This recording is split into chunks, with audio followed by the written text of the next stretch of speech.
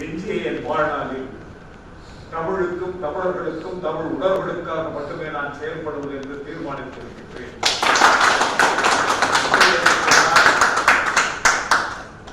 Singapore தமிழர்கள் எப்படி அந்த மண்ணோடு மஞ்சார்ந்து எப்படி தங்களை வளப்படுத்திக் கொண்டிருக்கின்றார்களோ, மலேசிய தமிழர்கள் எப்படி அந்த மஞ்சார்ந்து நடந்து எப்படி தங்களை வளப்படுத்திக் கொண்டிருக்கின்றார்களோ, அதே போல கர்நாடக தமிழர்களும் இந்த மஞ்சார்ந்து தங்களை வளப்படுத்தி நலப்படுத்திக் கொள்ள வேண்டும் என்பதற்காக என்னுடைய வாழ்நாளை இனி நான் அர்ப்பணிக்க தயாராக இருக்கின்றேன்.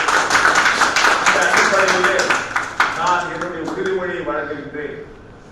இது தேர்தல் சமயம் என்பதால் பல்வேறு கருத்துக்களை நான் இப்பொழுது பேச விரும்பவில்லை. ஏனென்றால் அவர்கள் இந்த தேர்தல் கட்டங்களிலே சிலரோடு ஒன்றிவிட்டிருக்கின்றார்கள்.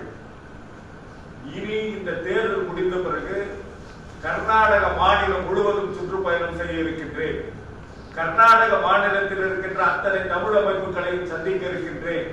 கர்நாடக மாநிலத்தில் இருக்கின்ற அத்தனை தமிழ் ஆர்வலர்களையும் என்னால் முடிந்த அளவுக்கு சந்தித்து பல்வேறு கருத்துக்களை ஒன்று திரட்டி அந்த கருத்துக்களை எல்லாம் ஒன்று திரட்டும் விதமாக தேர்தல் முடிந்தவுடன் அனைவரையும் அழைத்து கருத்துக்களை பரிமாறி அந்த கருத்துக்களின் அடிப்படையில் ஒரு ஒத்த கருத்தை உருவாக்கி அதன் பேரிலே இங்கே ஒரு தமிழகத்து அப்பால் கர்நாடக மாநிலத்தில் கர்நாடக தமிழர்களுக்காக ஒரு தளம் அமைப்பேன்.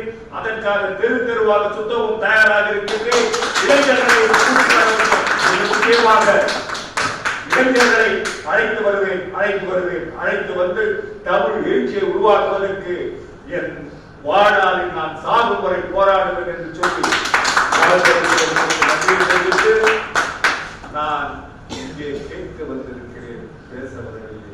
எனவே உங்களுடைய தமிழ் அந்த கவிதைகளை நான் கேட்க எனக்கு ஆர்வத்துடன் இருக்கின்ற காரணத்தினால் என்னுடைய வார்த்தைகளை முடித்துக் கொண்டு